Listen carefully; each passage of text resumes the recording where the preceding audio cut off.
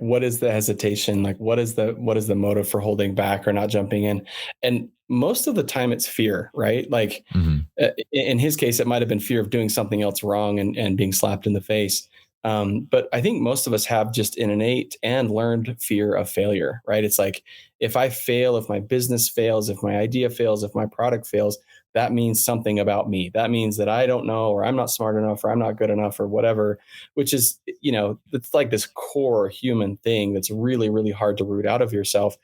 But as an entrepreneur, I mean, this I think every good entrepreneur knows this, but like, fear of failure is one of the worst possible things that you can have be a part of you, because you ultimately will never take any real risks. You'll never really be able to find out the right product. I think so many people are kind of obsessed with the perfect idea, right? Like I'm sure you've had this happen. People be like, I want to take you to lunch. I want to tell you about my idea. And I'm like, oh boy, here we go. Yeah. So they take you to lunch and they're like, let me tell you my idea. And they've got all these sketches. You don't say and yes to those anymore, do you? Do you still say yes to that?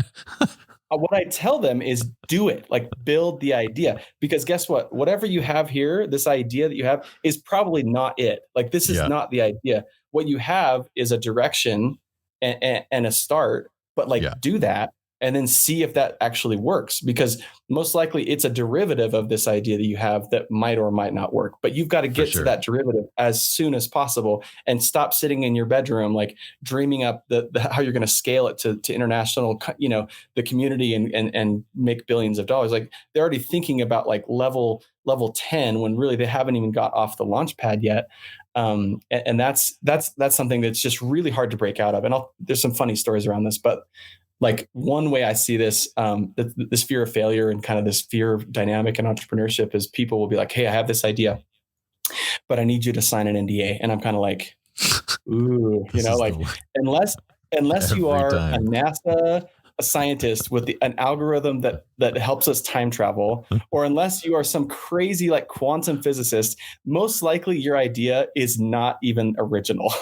Somebody else has already thought of your idea. And there's actually a decent chance that either I've thought of it or somebody I know has thought of it. So I will never sign an NDA, because I might just be like putting myself in legal trouble, because then you're going to say, oh, well, he saw my idea and then whatever.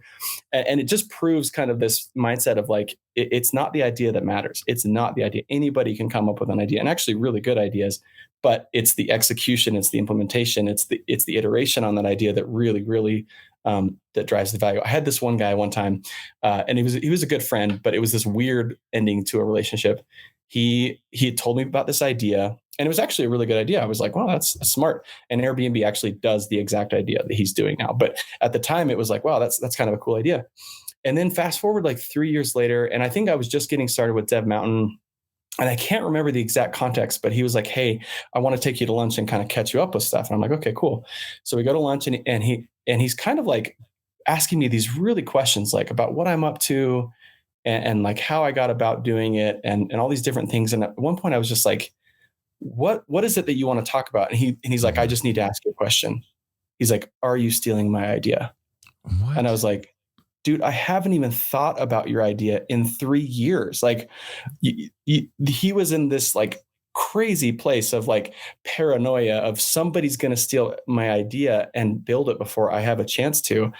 And I think one of the things you learn as an entrepreneur is, first of all, if there are like-minded individuals that believe in this crazy thing that you're building, you need to become friends with them as soon as possible, because you're going to need all the help you can get, right, to build the thing that you're trying to build.